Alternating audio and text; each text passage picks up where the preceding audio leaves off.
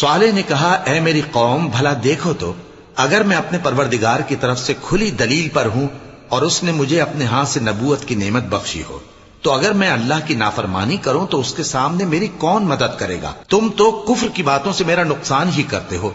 اور یہ بھی کہا کہ اے قوم یہ اللہ کی اونٹنی تمہارے لیے ایک نشانی یعنی معجزہ ہے تو اس کو چھوڑ دو کہ اللہ کی زمین میں جہاں چاہے چرتی پھرے اور اس کو کسی طرح کی تکلیف نہ دینا ورنہ تمہیں جلد عذاب آ پکڑے گا۔ مگر انہوں نے اس کو کاٹ ڈالا تو صالح نے کہا کہ اپنے گھروں میں 3 دن اور فائدے اٹھا لو، یہ وعدہ ہے کہ جھوٹا نہ ہوگا۔ پس جب ہمارا حکم آ گیا تو ہم نے صالح کو اور جو لوگ ان کے ساتھ ایمان لائے تھے ان کو اپنی مہربانی سے بچا لیا اور اس دن کی رسوائی سے محفوظ رکھا۔